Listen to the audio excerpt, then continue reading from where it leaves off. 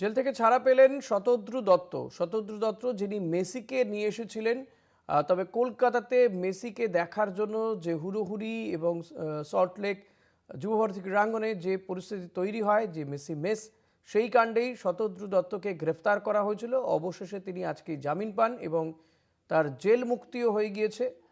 Dumdum central jail থেকে ছাড়া পেলেন শতদ্রু দত্ত। শাকিল মুস্তাক রয়েছেন আমার সঙ্গে। শাকিল, শতদ্রু দত্ত তিনি জেল থেকে ছাড়া পেলেন, কিছু কি জানালেন সাংবাদিকদের, কি বললেন তিনি?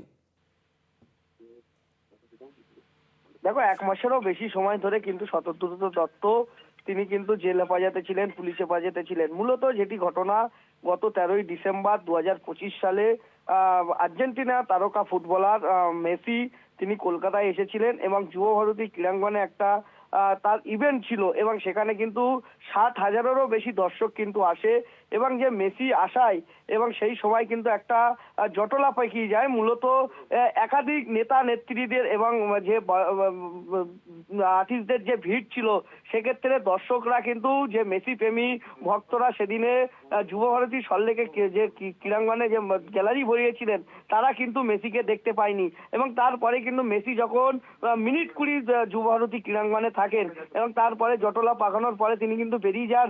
তারপরে কিন্তু রণক্ষেত্র হয়ে ওঠে এই সল্টলেকের যুব ভারতী ক্রীড়াঙ্গন। চেয়ার ভাঙা, পুলিশ পেটা থেকে একাধিক কিন্তু উত্তপ্ত পরিস্থিতি হয়ে উঠেছিল।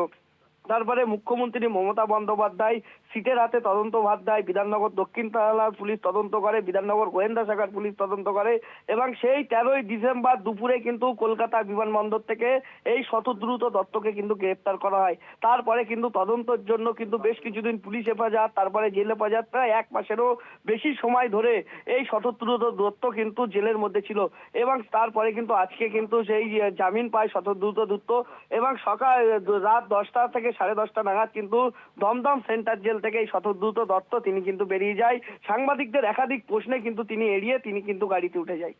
ধন্যবাদ শাকিল। কথা বলছিলেন প্রতিনিধি শাকিল মুস্তাকের সঙ্গে। শতদ্রু দত্ত তিনি ছাড়া পেলেন। মেসি মেস কাণ্ডে তাকে গ্রেপ্তার করা হয়েছিল।